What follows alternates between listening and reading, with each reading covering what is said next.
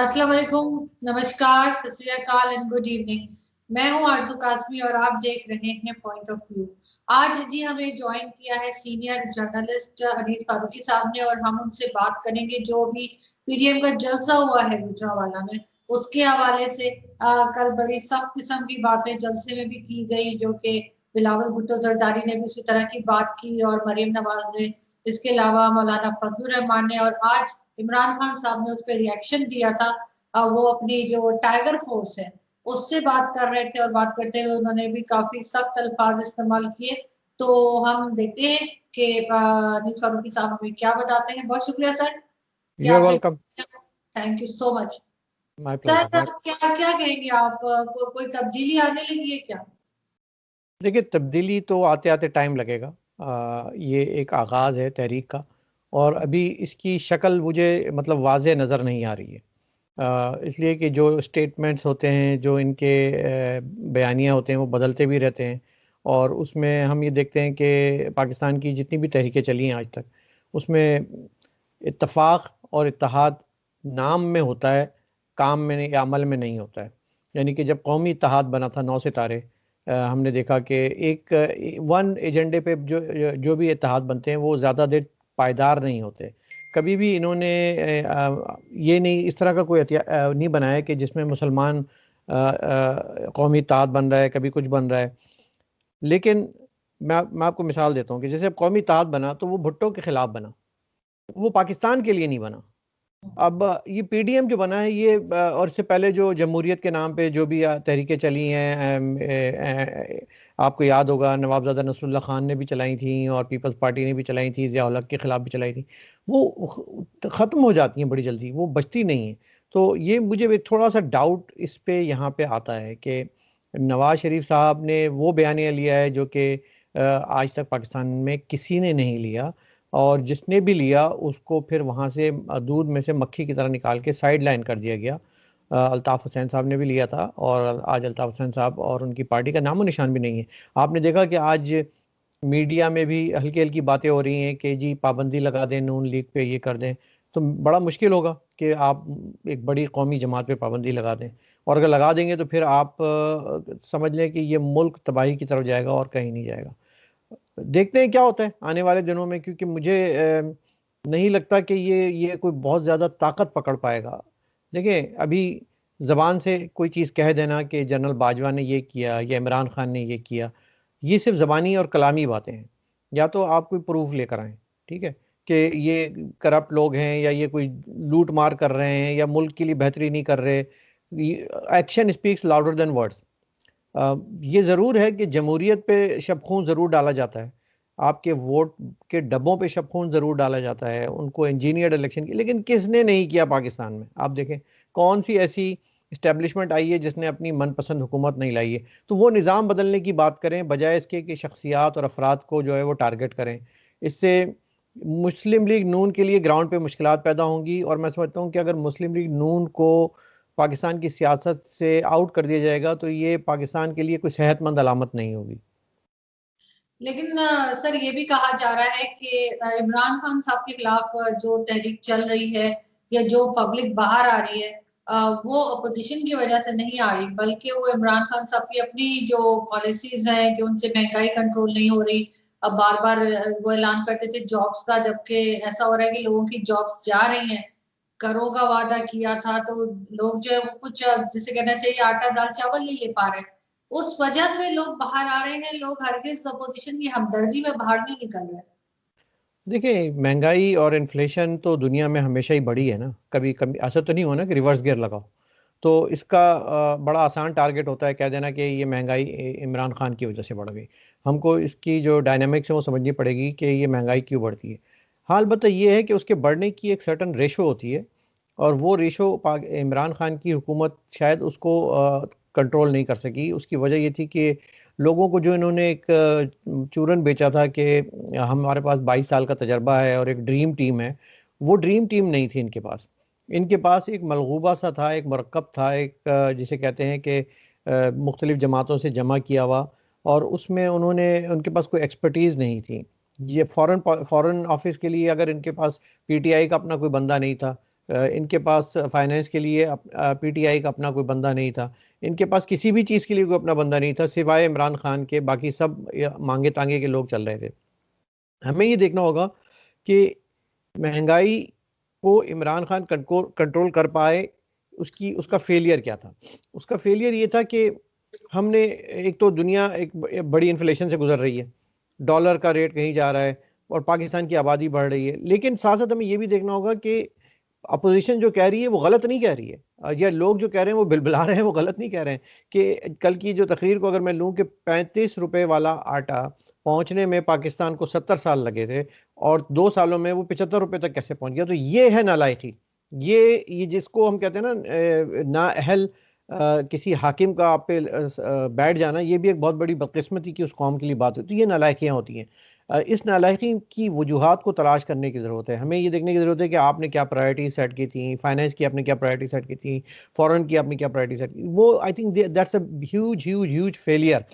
आप सिर्फ बचाते रहे एक आदमी को, एक्सटेंशन दिलाते रहे एक आदमी को, आपका आपका पूरा मुल्क एक अफसर तय कर रहा है। ये एक बहुत बड़ा हमारा जो है ना अलमिया है। हमारे अफसरान अगर पाकिस्तान के फ्यूचर को या पाकिस्तान की पॉलिसीज़ को तय करेंगे, जो कि एक सरकारी कैडर के सर्टन ग्रेड के अफसर होते हैं और उनको कुछ अरसे के बाद जो है वो रिटायर भी होना पड़ता है, वो अगर मुल्क के मुस्तकबिल तय करने लग जाएंगे तो फिर मुल्क की आवाम की आवाज़, वहाँ के सियासतदान, वहाँ की जमहूरियत, वो बिल्कुल एक सर्कस और एक बनाना रिपब्लिक सी रह जाती है। ये फेलियर है, ये अब ख़त्म होना चाहिए। और ये मैं इससे एग्री करता हूँ पीडीएम के इस नैरेटिव से कि जब तक के पाकिस्तान में सेहतमंद सियासत को फ़रोग नहीं दिया जाएगा, हर शख्स को करप्ट कह के, सियासतदान को और उनको जेलों में डाल के और उनके खिलाफ इंतकामी कार्रवाई, उनके खिलाफ नैब के केसेस करके उनको आप शट डाउन करेंगे, तो फिर वो मुल्क सेहतमंद सियासत की तरफ कभी भी नहीं जा पाएगा। आप देखें कि इमरान खान साहब ने कहा ना कि दोनों बच्चे हैं और उनको मैं लिफ्ट नहीं कराऊंगा, ये नहीं करूँगा। भाई, पाकिस्तान का मुस्तकबिल तो जनरेशन, नेक्स्ट जनरेशन में ही वाबस्ता है ना। अगर चलें उनके दोनों के अब्बुओं ने करप्शन की भी थी, तो आप बच्चों को तो मौका दें, उनको तो हो सकता है कि कोई पॉजिटिविटी आ जाए, लेकिन वो उसको भी उसी उसी एक ही उससे हाँक रहे हैं, तो ये this is not healthy. Imran Khan से तो मुझे उम्मीद भी नहीं है कि वो कोई हेल्दी बात कर सकें, क्योंकि वो मैच्योर पॉलिटिशियन नहीं है। वो एक इंस्टॉल्ड पॉलिटिशियन हैं, वो लोगों के वादों और वईदों पे चलने वाले वज़ीर आज़म हैं, और इस तरह के वज़ीर आज़म ज़्यादा अरसे लास्ट नहीं करते, और हमने देखा कि अब ये उनका जाने का वक्त हो चला है। लेकिन सर एक चीज और भी जो देखी जा रही है वो ये कि हमेशा इमरान खान साहब ने बहुत शोर मचाया है कि जो पिछली हुकूमतें थी वो कर्जे लेती थी, बहुत ज्यादा लोन उन्होंने उठाया, जिसकी वजह से पाकिस्तान की हालत है, जबकि उनकी गवर्नमेंट ने 2 साल में उनसे कहीं ज्यादा लोन ले लिया है।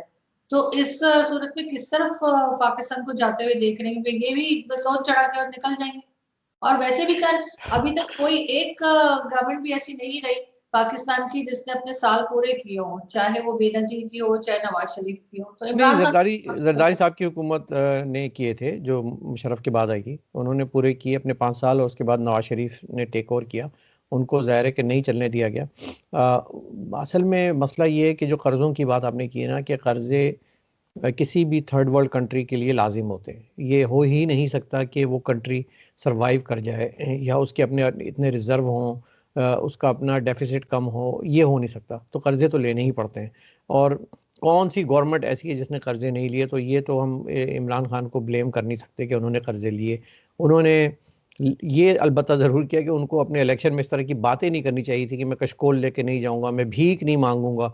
तो फिर वो उल्टा उनके ऊपर आ रहा है कि वो कशकोल लेके और भीख मांगते फिरते दिखाई देते हैं, तो ज़ाहिर है अब, लेकिन अब लोग, पाकिस्तान की कौम और दुनिया के लोग और हम सब आदी हो चुके हैं कि उन्होंने जो कुछ इलेक्शन से पहले कहा वो झूठ था, वो गलत था, और जो कुछ वो कर रहे हैं वो वही कर रहे हैं जो उससे पहले के लोग करते आए हैं। तो इमरान खान साहब, मैंने कहा ना कि एक मैच्योर सियासतदान नहीं है वो। मदीने की रियासत की बात करते हैं, माजी उनका उसको बरक्स हमें दिखाई देता है।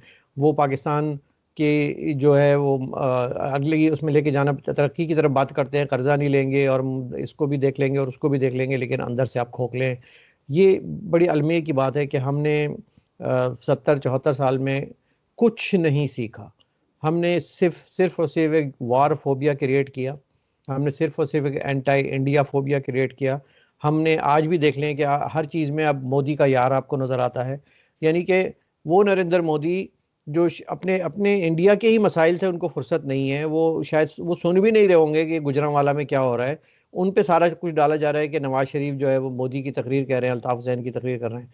ये हर चीज़ को आप पूरे पाकिस्तानी कौम पे एक ऐसा हिजान आपने तारी कर दिया है इंडिया का, कि खुद इंडिया को भी नहीं पता कि हम हमारे हमसे मोहब्बत करने वाले इंडिया में से ज़्यादा पाकिस्तान में शायद जो हैं वो उनके सियासतदान, अवाम और जर्नलिस्ट हैं और जजेज़ हैं। तो हर चीज़ को ये मोदी का एजेंट है, ये रॉ का एजेंट है, ये इंडिया का एजेंट है, ये देशद्रोही है, ये गद्दार है। यानी कि रॉ ने इतने रॉ के एजेंट नहीं हायर किए होंगे जितने पाकिस्तान ने उनको हायर करवा दिए। सो वो भी सोच रहे होंगे कि हमारा तो बजट इतना नहीं है कि हम इन लोगों को पे कर सकें, ना हमको सैलरी मिलती है, ना आपको मिलती है, ना नवाज शरीफ को मिलती है। सो ये लोग इस तरह की बातें करके पाकिस्तान के जो कम पढ़े लिखा तबका है उसको थोड़ी देर के लिए तो कायल कर देते हैं, क्योंकि मीडिया एक ऐसा साइकोलॉजिकल इनका वेपन है जो उन पे असर तो छोड़ता है। आपने देखा होगा ना कि जब पाकिस्तान के बच्चे, छोटे छोटे बच्चे ये करें कि जी हम तबाह कर देंगे, बर्बाद कर देंगे, नेस्त नाबूद कर देंगे इंडिया को, तो ये जहन साजी कर रहे हैं बेसिकली। लेकिन इससे हासिल कुछ नहीं होना, क्योंकि जंगों से तो अमेरिका नहीं जी सका, आज वो तालिबान के साथ बैठ के बात कर रहा है अफगानिस्तान में।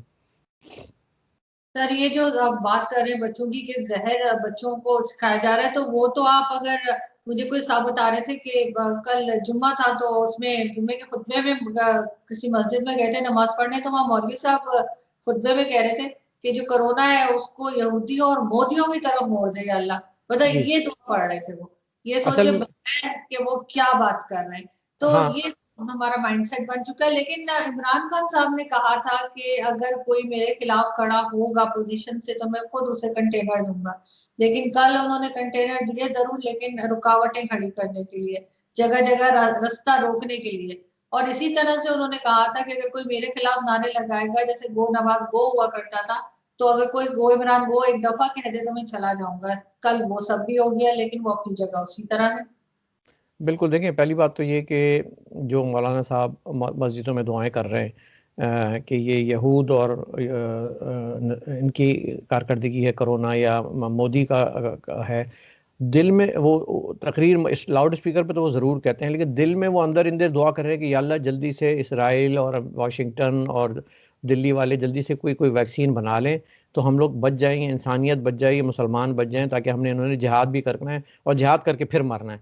तो बेसिकली ये एक ऐसे विशिष्ट सर्कल में फंसे हुए हैं कि जो दीन और मज़हब को बेच के इनकी दुकानदारी चलती है। तो वो तो उनकी तो बात छोड़ दें। इमरान खान साहब की बात भी क्या करें कि देखें, वो यू टर्न लेने के मास्टर हैं, U turn Imran prime minister हैं वो। उन्होंने बहुत सारी बातें की हैं जो इससे पहले वो पूरी नहीं कर पाए। अफसोस की बात है, और ये तो खैर वो कभी भी नहीं छोड़ के जाने वाले, ना वो किसी के कहने से आए हैं और ना वो किसी के कहने से जाएंगे। वो जो उनको लाया है वो ही निकालेगा, या वो खुद भी निकाले जाएंगे इस दफ़ा, तब जाके बात बनेगी। क्योंकि अब सरे आम लोग बात करने लग गए हैं कि बाजवा जवाब दो। इससे पहले आपने कभी सुना पाकिस्तान की तारीख में कि सिटिंग जर्नैल को किसी ने यूँ ललकारा हो, किसी ने यूँ चैलेंज दिया हो? और ये कोई छोटी मोटी बात नहीं है। ये पाकिस्तान की सबसे सबसे बड़े सूबे की, सबसे बड़ी पाकिस्तान की जमात की, सबसे बड़े लीडर की तरफ से ये नैरेटिव आया है कि बाजवा तुम जवाब दो, तुमने जो ये सौगात हमें दी है इसका जवाब दो, तुमने जो हंसते मुस्कुराते चेहरों की और उनकी उन पे आंखों में आंसू दिए हैं उसका तुम जवाब दो। जनरल फैज़ तुम जवाब दो कि ये इस पॉलिटिकल इंजीनियरिंग तुम क्यों करते रहे हो? आप सोचें, आईएसआई, यानी कि वो आईएसआई जो कि अपने आप को दुनिया की नंबर 1 कहती है, वो आईएसआई जो कि हमने बॉलीवुड की फिल्मों में देखा है कि वो मतलब बहुत एक्शन से भरपूर कार्रवाइयाँ करती है, वार फिल्म बना देते हैं ऐसी ऐसी, और वो ऐसा ही उसके चीफ को, यानी कि पाकिस्तान के खुदाओं को आपने चैलेंज कर दिया, ये कैसे हो गया? लेकिन अब बच्चे बच्चे की ज़बान पे ये सवाल आज नवाज शरीफ ने दे दिया है कि बाजवा जवाब दो, बाजवा साहब को जवाब दें। इसलिए कि बाजवा एक अफसर है, बाजवा एक फ़ौज का, एक कमर जावेद बाजवा साहब एक अफसर हैं, और वो एक सर्टन ग्रेड के अफसर हैं, उनकी इतनी मियाद है। वो मुल्क की तकदीर के फैसले नहीं कर सकते, ना उनको करने चाहिए अब, ना उनको करने देंगे, और ये बात तय हो चुकी है। हाँ, अब ये चूंकि ढिठाई से, ताकत के बलबूते पे, बंदूक के जोर पे ये जमे हुए हैं, तो कुछ अरसे और जी लें। लेकिन मैं ये कहता हूँ कि उल्टी गिनती शुरू हो गई है, शेख रशीद से शुरू होगा और बाजवा पे जाके ख़त्म होगी। ये सब के सब जो है ये तख्त उछाले जाएंगे, ये मैं आपको लिख के दे रहा हूँ, ये लिख लें, क्योंकि ये अब पाकिस्तान के 22 करोड़ अवाम खड़े होंगे। और ये ज़रूरी नहीं कि नवाज़ शरीफ की खातिर खड़े हों, ये खड़े होंगे अपने हक़ की खातिर, क्योंकि इनको नज़र आ रहा है कि पाकिस्तान के अवाम की ख्वाहिशात को कौन दबा के और अपनी ख्वाहिशात के भेंट चढ़ा रहा है। ये नवाज़ शरीफ ने कल अल्फाज में कह दिया, और फिर साथ साथ बिलावल भुट्टो ने भी कह दिया कि वो सिलाई मशीन वालों के साथ साथ पापा जॉन्स वालों को भी पकड़ा जाए और सियासतदानों के साथ जर्नलों को भी जेल में डाला जाए। तो ये बात अगर ये लोग सब कर रहे हैं, मरीम नवाज भी कर रही हैं, भगोड़े और सर्टिफाइड जर्नल की बात हो रही है, so I think this is the time कि अब ये this is a deciding moment of the history of Pakistan. एक टर्निंग पॉइंट आ गया है। या तो पाकिस्तान सही हो जाएगा, और या फिर ये इसी ढिठाई और इसी बेगैरती के साथ ये लोग जीते रहेंगे, और फिर ये इसको तोड़ के छोड़ेंगे दोबारा से। ये और कोई भी नहीं चाहता, ना आप चाहती हैं ना हम चाहते हैं, और इसीलिए शोर मचा रहे हैं, चीख रहे हैं, पुकार रहे हैं, हाथ जोड़ रहे हैं, तरले कर रहे हैं कि भाई तुम अपनी जॉब करो, अपने आईनी हुदूद में रह के, अपने with in the constitution limit में रहकर अपना काम करो। तुम एक अफसर हो, तुम्हें एक प्रोफेशनल तरबियत के ज़रिए यहाँ पे लाए गए हो। Do your job, right, don't do more. यहाँ आपसे डू मोर का कोई नहीं कह रहा। Do your own job and then retired, like एक हम्बली आप रिटायर हो जाएं रिस्पेक्ट के साथ। That is what a goal of every general should be. Sir, Imran Khan जब प्राइम मिनिस्टर नहीं बने थे, उनकी पुरानी स्पीचेस देखते रहते हैं, इंटरनेट पर भी आती रहती हैं, तो उसमें तो ये भी खूब खुल के बोला करते थे फौज के खिलाफ। फौज के खिलाफ से मेरा मतलब है कि जो रिटायर्ड जनरल्स हैं उनके खिलाफ, और उन लोगों के खिलाफ नहीं जो के बॉर्डर पे खड़े हैं या जो के सच में काम कर रहे हैं। लेकिन जो रिटायर्ड फौजी बड़े बड़े ओहदों से निकलते हैं और उसके बाद बजाय घर बैठने के किसी और बड़ी इंडस्ट्री में, किसी और बड़ी फील्ड में जो है उनको फौरन ही लाखों की तनख्वाह के साथ लगा दिया जाता है, जैसे आसिम सलीम बाजवा को लगाया। तो वो इमरान खान साहब भी बोलते थे, लेकिन नवाज शरीफ साहब जो थे वो आप बोले हैं, लेकिन लाए तो इनको भी एस्टेब्लिशमेंट ही थी, नवाज शरीफ साहब को। देखिए, बात ये है कि इमरान खान साहब कुछ भी कह दें, ये जनरल कुछ भी कर लें, अब हमें तो ये देखना है ना कि जो इस वक्त की सूरत हाल है वो क्या है। इस वक्त टोटल इकनॉमिक फेलियर है पाकिस्तान में। टोटल इंटरनेशनल फ्रंट पे हम लोग फेल्ड हैं, हमारा कोई साथी दोस्त नहीं है। और हम अब ये औकात बन गई है पाकिस्तान की कि वो खुशियाँ ये मनाते हैं कि हम ब्लैक लिस्ट में नहीं गए, यानी कि बजाय इसके कहें कि हम वाइट लिस्ट में क्यों नहीं आए और आ गए हैं और खुशियाँ मनाएं। हमारा हमारा मेयार यह रह गया है कि हम ब्लैक लिस्ट में, तो शुक्र है अल्लाह तेरा लाख लाख शुक्र है हम नहीं गए, और हम जो है ना वो बच गए, और ग्रे लिस्ट में हैं, चलो कोई बात नहीं, ये हमारी औकात है, हम रह रहे हैं। सो दिस ये जब आप अपना बार सेट कर लेते हैं तरक्की का, तो फिर आप के लिए ये बहुत होता है। जो ज़िंदगी गुजर रही है गुजरने दो, चल रहा है चलने दो, लोग बिलक रहे हैं भूख से प्यास से, बिलकने दो। और हम जो है इनके वोटों की किसको ज़रूरत है। कहते हैं ना कि लोड़ ही नहीं सानू थे ना तो वोटा दी। हम तो जो है ना वैसे ही इंजीनियर्ड बक्से भर के जिसको चाहेंगे जिता देंगे, कल को जिसको चाहेंगे। यहाँ पे मैं एक बात ज़रूर कहना चाहूँगा जो कल के जलसे के हवाले से, वो ये कि मुझे, जहाँ लोग इतनी खुशियाँ मना रहे हैं कि नवाज शरीफ साहब ने एक स्टैंड लिया है, वहाँ मुझे ये भी एक खौफ और डर है कि ये वो लोग हैं जो बड़ी जल्दी जो है वो गिव अप भी कर देते हैं। ये एक बड़ा इंपॉर्टेंट पाकिस्तान के लोगों को समझना होगा, और इन लोगों को भी समझना होगा, मुस्लिम लीग नून के लोगों को, कि इनका एक पाँव अगर आज एवन फील्ड लंदन में अपार्टमेंट में बैठ के एक बड़ा बयानिया देने वाला है, तो दूसरा पाँव GHQ के किसी गेट के बाहर भी कहीं ना कहीं जाने को तड़प रहा होगा बुर्का पहन के। तो वो हम लोगों को क्लियर करना होगा, इन लोगों को अपने स्टांस लेना होगा। आज मैं राना सनाउल्लाह की भी बातें सुन रहा था, वो कहता है कि हम नवाज शरीफ के एक एक लफ्ज़ के साथ खड़े हुए हैं, लेकिन कहाँ खड़े हुए हैं ये बता दें, क्योंकि वो उस एक एक लफ्ज़ के साथ अगर GHQ के बाहर खड़े हुए हैं तो then it is null and void, इसकी कोई अहमियत नहीं रहती। और यही बात देखें, आपने बड़ा मयाना रवैया रखा बिलावल भुट्टो ने, वो पाकिस्तान के दीगर मसाइल की बात करके निकल गए। मरीम नवाज़ ने भी कोई ज़ाहिर ग्राउंड पे वो बात नहीं कर पाई, और फजलुर रहमान साहब ने भी कह दिया, इतना कह दिया कि जमहूरियत को ज़िबा कर दिया। लेकिन और हमें सबको मालूम है, कोई ढकी चुकी बात थोड़ी है। रॉयटर में अब रिपोर्ट आई है आज के, मतलब Nawaz Sharif accuses sitting army chief of like meddling in the politics. तो वो तो करते आए हैं, ये कोई ढकी छुपी बात नहीं। पाकिस्तान में तो ये जुर्म ही नहीं है, पाकिस्तान में तो ये एक बड़ा मुहब्बे वतन कदम कहलाता है कि जनरल साहब ने मुल्क बचा लिया। हालांकि लोगों को समझना चाहिए कि दुनिया में पाकिस्तान के अलावा अब कोई चंद ही एक आध ममालिक अफ्रीका के बचे होंगे जिनमें ये इस तरह की कार्रवाइयाँ होती हैं। और और जो चीज़ अभी अभी मुझे जो खबरें मिल रही हैं, मैं बहुत सी एक दो खबरें ऐसी हैं जो मैं शायद आपके साथ शेयर नहीं कर सकूं, लेकिन मैं आपको उसकी हिंट ज़रूर दे देता हूं कि जनरल बाजवा, जनरल फैज़ और इमरान खान, इनके बारे में एक इंटरनल इंटेलिजेंस रिपोर्ट गर्दिश कर रही है कि जिसमें कुछ खुर्द-बुर्द और के मामलात हैं, रकम के मामलात हैं, कुछ मनी ट्रांसफ़र के मामलात हैं, समंदर के रास्ते लॉन्च के ज़रिए खरबों डॉलर की कोई बातचीत चल रही है। जैसे ही उसका एविडेंस आता है मैं आपके साथ शेयर करूँगा।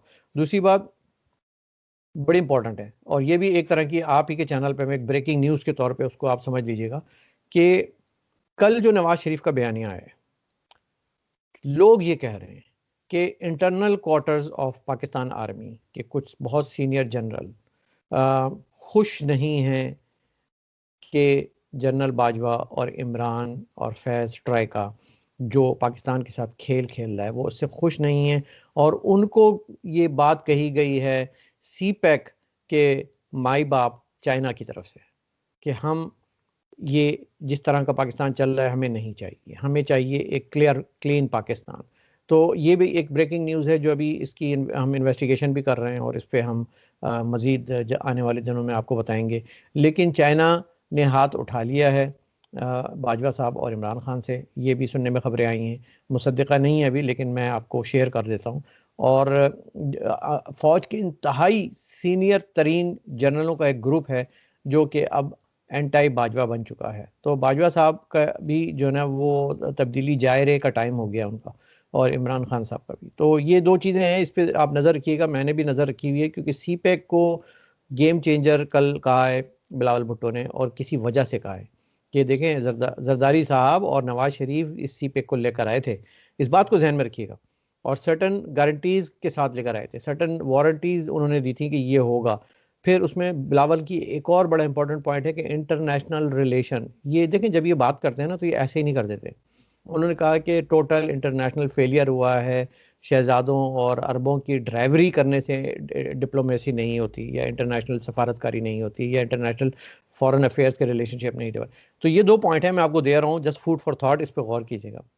बिल्कुल ठीक। और सर बिल्कुल आपकी बात से तो मुझे लग रहा है कि इसी तरह की कोई चीज होने जा रही है, लेकिन एक चीज और भी मैंने सुनी थी, वो भी मुझे मालूम नहीं कहाँ तक ठीक है, लेकिन ये भी सुनने में आया था कुछ अरसे पहले कि चाइना ने डिमांड की है कि आसिम सलीम बाजवा को सी पैक से हटाया जाए। सी पैक को जो वो हेड कर रहे हैं, उसमें से उनके स्कैंडल्स की वजह से, जो उनका स्कैंडल अभी सामने आया है पापा जॉन पिज्जा वाला, तो उस हवाले से चाइना ने कहा है कि उनको इस तरह का कोई आदमी नहीं चाहिए सी पैक में जिसके ऊपर इस तरह के एलिगेशन हो। अब देखते हैं कि कहाँ तक ये चीज ठीक है।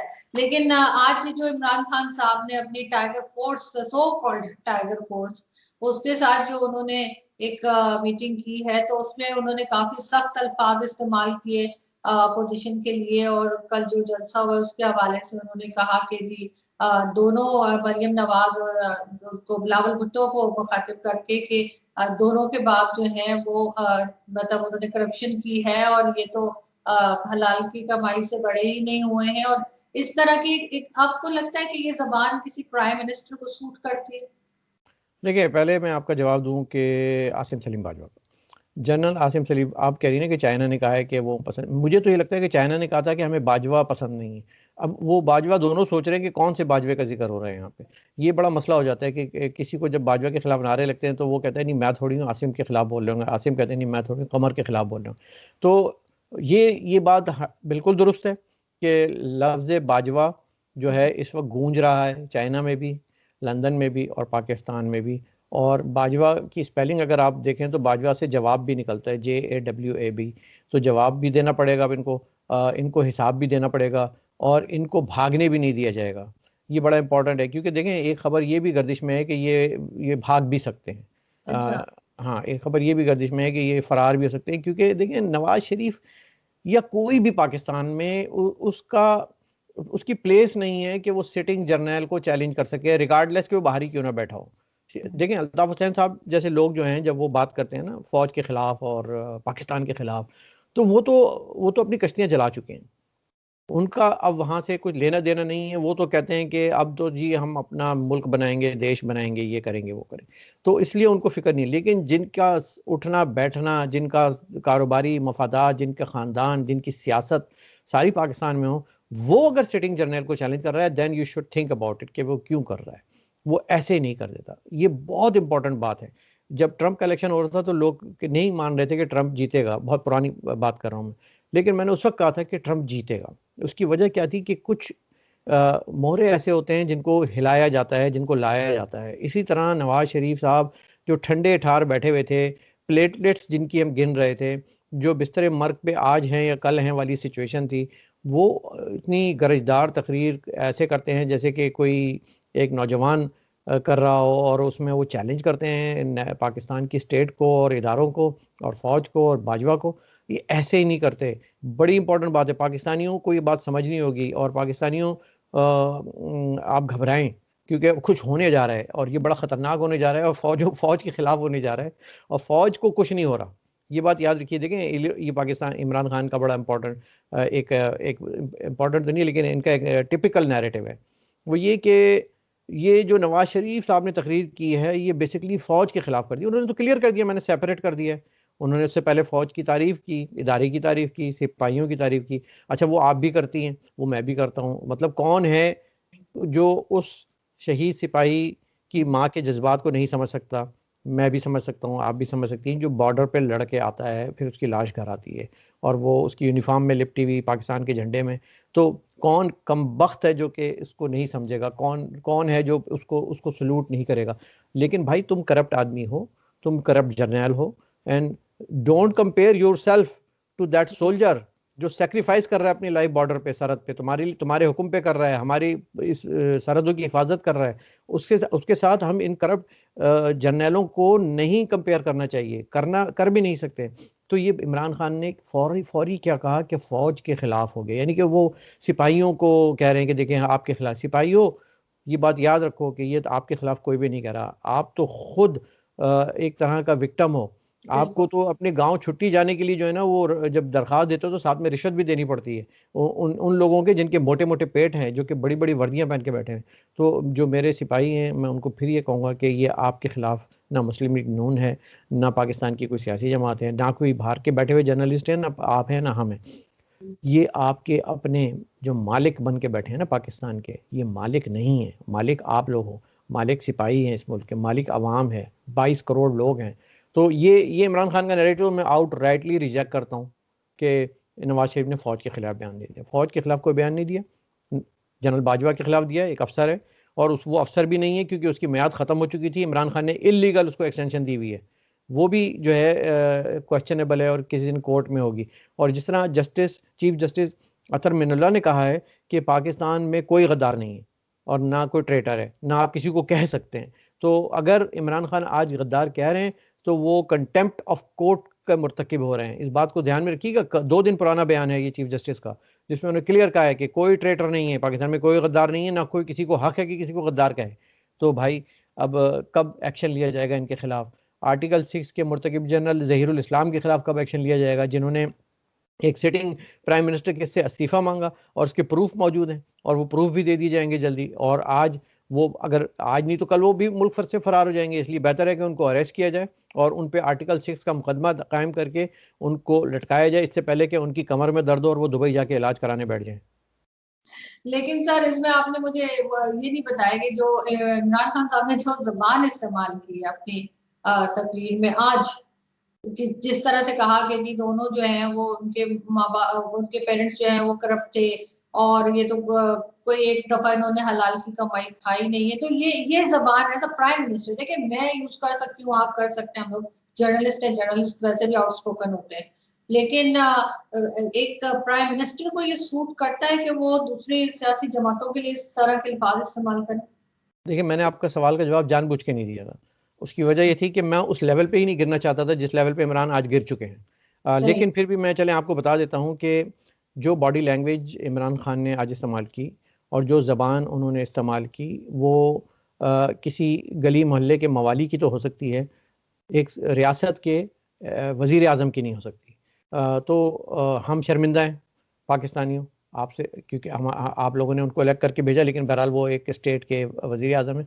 लोगों को ये बात समझ में यूँ नहीं आती आरजू के, देखें वो उस बात को एक चैनल बदल के दूसरे चैनल नई खबर देखने लग जाते हैं। हमें ये पूरी दुनिया का सामना करना पड़ता है और हमें शर्मिंदगी का सामना करना पड़ता है रिगार्डलेस। उनको हमारा ये नहीं पता कि हम इमरान खान को पसंद करते हैं नहीं करते हैं। वो कहते हैं कि did you see the prime minister of Pakistan acting like like a child, और इस तरह से।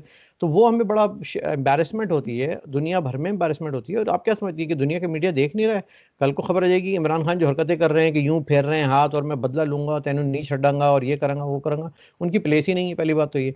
फिर ये कि वो बहुत सी बातें मावराए आइन कर जाते हैं, मावराए कानून कर जाते हैं कि हम प्रोडक्शन आर्डर नहीं देंगे। Who the hell are you? आपका इख्तियार ही नहीं है। आपकी एक असेंबली है, एक स्पीकर है, and that is how it works, unless कि आप ही खुदा हैं पाकिस्तान के और आप ही सारी चीज़ें तय करते हैं। तो ये मैं समझता हूँ कि इमरान खान मैंने कहा ना मेच्योर पॉलिटिशियन नहीं है।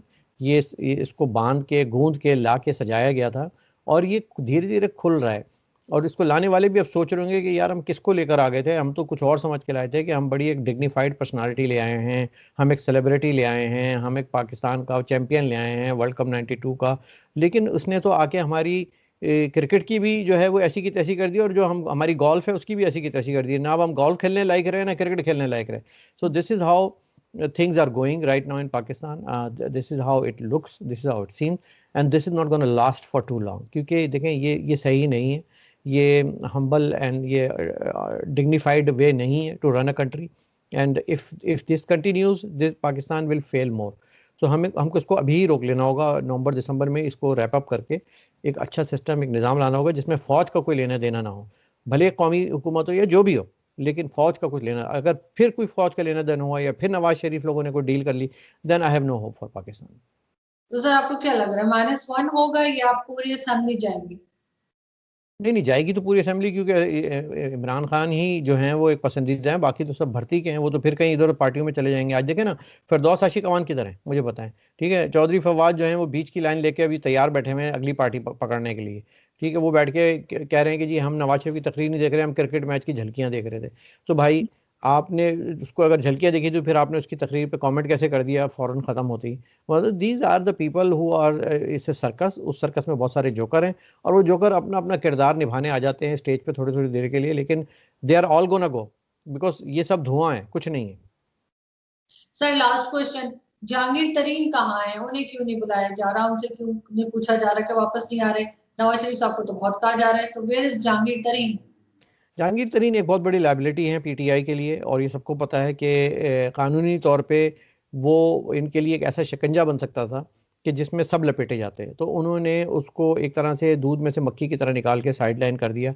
और हमारी शॉर्ट टर्म मेमोरी माशाल्लाह, हम सब भूल जाते हैं कि भाई जो करप्ट तरीन इंसान पाकिस्तान का और अमीर तरीन, और जिसने शुगर का जिस पे स्कैंडल है, और वो स्कैंडल इमरान खान को लेके डूबेगा एक दिन। देखिए ये दो स्कैंडल हैं, शुगर का और एक और, जिसमें ये बच नहीं पाएंगे। तो जो फॉरेन फंडिंग का है अबराज नकवी ग्रुप का, वो उस पर मैं जल्दी एक ब्रेकिंग न्यूज़ भी दूंगा आपको। लेकिन ये बच नहीं पाएंगे, तो इसलिए उन्होंने उसको साइड लाइन कर दिया। Nawaz Sharif is something different. Imran Khan ने जो कहा है कि मैं उसको वापस लाऊंगा, मैं ये करूंगा वो करूंगा, वो तो पूरी पूरी फाइलें लेके लंदन गए थे अल्ताफ हुसैन को लेने के लिए, आज तक तो ला नहीं सके वो तो पूरी पूरी फाइलें लेके पता नहीं किस किस को लेने चले जाते हैं। इनकी बातों में कोई दम नहीं है, ये सब धुआं है, आसमान थोड़ी है।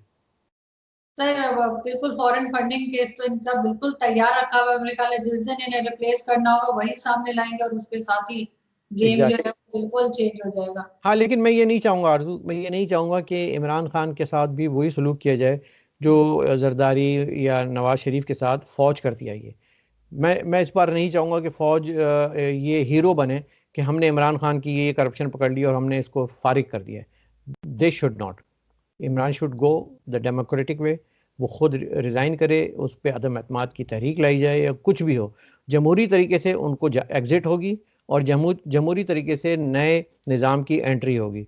तो ये ठीक है। लेकिन अगर हम ये कहें कि एक डील के इंतज़ार में नवाज शरीफ या सिग्नल के इंतज़ार में बैठे थे, सिग्नल मिल गया है जर्नलों का और आईएसआई का और अब एक नई हुकूमत आ रही है, तो आप यकीन करें हमारे भारत के साथ भी वैसे ही ताल्लुकात रहेंगे आने वाले दिनों में। क्योंकि ये डील क्यों करते हैं?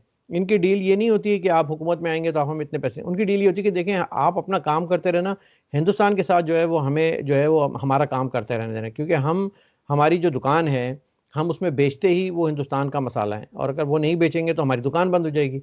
तो वो फिर इस पे एग्री कर जाते हैं कि ठीक है, हम आपके डोमेन को नहीं तंग करेंगे, आप हमारे डोमेन को तंग नहीं करेंगे। तो आज तक पाकिस्तान कश्मीर बनेगा पाकिस्तान पे ही जिंदा है। आप देखें आज तक पाकिस्तान मोदी का जो यार है उसी पे जिंदा है। पाकिस्तान अगर जिंदा है या पाकिस्तान की फ़ौज अगर जिंदा है तो वो एंटी इंडिया स्टेटमेंट पे जिंदा है। और आप ये देखें, अलमिया देखें, मैंने अपना ये भी एक और जगह अपने कमेंट में कहा था कि चाहे वो नवाज शरीफ हों, चाहे वो मरीम नवाज़ हों, चाहे वो बिलावल भुट्टो हों, वो या मौलाना फजल रहमान हों, इन चारों की आप कल की तकरीर उठा के सुन लें, ये लोग उसके अंदर कश्मीर का चूरन ज़रूर लेकर आए।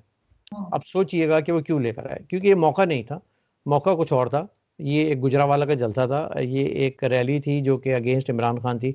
इसमें कश्मीर का मंजन क्यों डाला गया? क्योंकि they still wanted to keep certain quarters happy, कि हम को अगर आप मौका देंगे जनाब इलाही, तो हम इसमें अपनी जो है वो आपके साथ होंगे, और कश्मीर का और इंडिया का मंजन बदस्तूर चलता रहेगा। ये कहानी यूं ही चलती रहेगी। हम वार फोबिया में आपकी जो इकनॉमी है असलहे की, उसको जारी रखेंगे। जो आपको बजट है हम उस पर कोई क्वेश्चन नहीं करेंगे, कोई कट नहीं होगा, no audit for defence budget. तो ये सब ने, चारों ने जिसे कहते हैं ना वजीफे की तरह उसको दोहराया है। यहाँ पे मेरा थोड़ा सा इख्तिलाफ है, और फिर मैं सोच में पड़ जाता हूँ कि एक और निज़ाम, एक चलते हुए निज़ाम को बदल के एक ऐसे निज़ाम को लाना कि जो फिर उसी का रेप्लिका होगा, इज़ इट वर्थ इट? फिर तो कोई फायदा नहीं, फिर तो वही चीज दोबारा सिर्फ शक्लें बदलेंगी, सिर्फ निजाम। शक्लें बदलेंगी, बिल्कुल। और मतलब ये कि मतलब ठीक है, एक एक छोटा हमारे अंदर एक फॉल्ट है। वो फॉल्ट लाइन क्या है कि जो फौज है उसकी मुदाखलत बहुत ज़्यादा है निज़ाम में। उसको या तो वो एकदम से कम नहीं कर पाएगी, ज़ाहिर है, लेकिन धीरे धीरे कुछ कम कर ले। देखिए ना, पाकिस्तान के इस वक्त सारे बड़े इदारों पे हाजिर सर्विस अफसरान क्यों तैनात हैं? They should go back to barracks. ये तो नंबर वन स्टेप होना चाहिए। ठीक है, there is no need for that. Pakistan में क्वालिफाइड सिविल ब्यूरोक्रेसी की कमी नहीं है, माशाल्लाह सब पढ़े लिखे लोग हैं। इसी तरह से जो मेडलिंग होती है ड्यूरिंग इलेक्टोरल प्रोसेस, इलेक्शन के दौरान, वो ख़त्म होना चाहिए। उसमें बिल्कुल अवाम का जो राइटफुल मैंडेट है उसको एक्सेप्ट करना चाहिए। उसके बाद देखें, जो इलेक्शन के बाद भी ना कुछ हॉर्स ट्रेडिंग होती है, कुछ मतलब मुदाखलतें होती हैं, वो तो हम नहीं रोक सकते कि आप इस कैंप में चले जाओ, आप इस कैंप में चले जाओ, वो उनके अपने अपने मफादात होते हैं। लेकिन टोटल आरटीएस को डाउन करके ही आप इलेक्शन के रिजल्ट ही चेंज कर दें, ऐसा नहीं होना चाहिए। We are not an African banana republic, we are a Pakistan. Pakistan आप कहते हो कि बड़ी आर्मी है, बड़ी न्यूक्लियर पावर है, बड़ा है, उसका एक रोल है ग्लोबल अफेयर्स में, तो उसको let's let's keep that dignified. ये चीज़ उनको ख़त्म करनी होगी। और साथ साथ आपको ये जो लोगों को उठाने का सिलसिला है ये रोकना होगा। चाहे वो सियासतदान हो या वो जर्नलिस्ट हो, चाहे वो कोई भी हो, लोगों के पेरेंट्स को जो है वो खौफजदा करना रोकना होगा। गुलाम अली इस्माइल के पेरेंट्स एक मिसाल हैं हमारे लिए, कि बुज़ुर्ग प्रोफेसर, यानी कि एक एकेडमिक शख्स पाकिस्तान की जो लोग बच्चों को तालीम देता रहा है, एक उसकी एक घरेलू बीवी यानी कि गुलाम अली इस्माइल की वालदा साहिबा, जो कि आम खातून हैं, जो जिनको सियासत का भी नहीं पता कुछ, उनको आज तारीखों पे तारीखें दे के कोर्ट कचहरी के चक्कर दिला के एक मैसेज दिया जाता है एक्टिविस्ट को, जो इंसानी हकूक़ की बात करते हैं। तो ये वो मिसालें हैं जो शायद आपने तो आँख पे लोगों ने पट्टी बांध ली होगी, लेकिन हम लोग इसको नहीं छोड़ेंगे, हम इसको हाईलाइट करते रहेंगे। आपसे मुराद मेरी पाकिस्तान के जो दीगर मीडिया है, वो लोग नहीं दिखाएंगे, लेकिन हम दिखाते रहेंगे। आज आपने देखा कि नवाज शरीफ के साथ क्या हुआ, उनकी तकरीर, तहरीर, तस्वीर पे पाबंदी लग गई है। ये नैरेटिव कुछ याद आ रहा होगा आपको कि पहले भी होता रहा है पाकिस्तान में। और ये हो सकता है इन्होंने इतनी एक्सट्रीम लाइन नहीं ली है, लेकिन फिर भी लाइन तो ले ली है इन्होंने। अब देखें क्या होता है आने वाले दिनों में। क्योंकि सर इमरान खान साहब आए ही मीडिया के थ्रू है, वरना मीडिया ने ही उनको यहाँ तक पहुंचाया है। लेकिन अब उन्हें इलेक्ट्रॉनिक मीडिया से भी प्रॉब्लम है, प्रिंट मीडिया से भी प्रॉब्लम है, और साथ ही उनको जो इंटरनेट और ये सब कुछ है इससे भी बहुत ज्यादा प्रॉब्लम है। वो चाहते हैं कि इसको भी फुली कंट्रोल किया जाए। आज जंग अखबार में होना तो ये चाहिए था कि जलसों जो कल जलसा हुआ उसकी बड़ी बड़ी खबर होती, बड़ी बड़ी तस्वीरें होती, लेकिन जिसे कहना चाहिए कि 75% फ्रंट पेज पे जो है वो इश्तिहार लगे में बड़े बड़े, जिसमें इमरान खान साहब की तस्वीर है और बुज़दार साहब की, उस्मान बुज़दार साहब की तस्वीर है। तो ये कर सब वही रहे हैं, ये थोड़ा सा डर गए, मान नहीं रहे, लेकिन डर गए मेरे ख्याल स्क्रिप्ट स्क्रिप्ट स्क्रिप्ट चेंज नहीं हुआ पाकिस्तान का। जो लोग स्क्रिप्ट राइटर हैं वो चेंज नहीं हुए। रिटायर होते हैं, नए वाले को ब्रीफिंग दे के चले जाते हैं कि इस तरह से चलाना है और ये हमारे एसेट्स हैं, ये हमारी प्रॉक्सीज हैं, ये हमारे जो है ना बच्चे हैं, ये अच्छे वाले हैं या गंदे वाले हैं। तो वो स्क्रिप्ट चेंज नहीं होता, वो चलता रहता है। इमरान खान साहब हों या कोई और हो, हमें देखना ये है कि हेल्दी सिस्टम क्या होता है। हेल्दी सिस्टम में आपकी अदलिया आज़ाद हो, आपका मीडिया आज़ाद हो, आपकी मुकन्ना आज़ाद हो, ठीक, आपकी आवाम को आज़ादी इज़हार हो, आपकी आवाम को वोट देने का हक़ हो और उसको रिस्पेक्ट की जाए और वोट को इज़्ज़त दी जाए।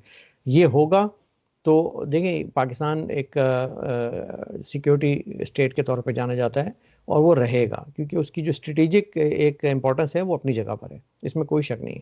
और दुनिया के बहुत से बड़े बड़े सुपर पावर और ममालिक की नज़रें हैं, वो पंजे गाड़े बैठे हुए हैं पाकिस्तान के ऊपर, चाहे वो अमेरिका हो या चाइना हो या कोई और मुल्क हो।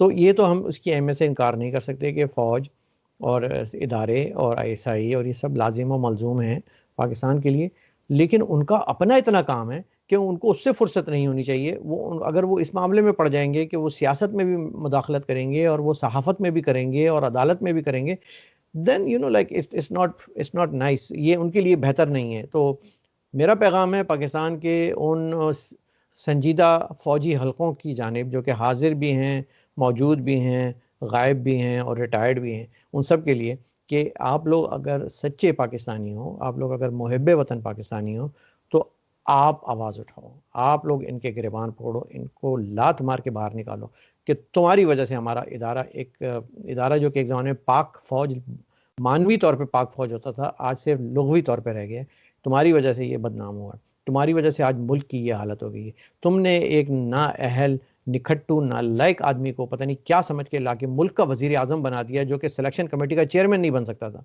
तो ये क्वेश्चन होने चाहिए इन लोगों की तरफ से, और जिस दिन ये लोग क्वेश्चन करेंगे, आप यकीन करें कल को किसी भी जर्नल की मजाल नहीं होगी कि वो पाकिस्तान की सियासत की तरफ देख भी सके, सोच भी सके, और हम we will then prosper at that time.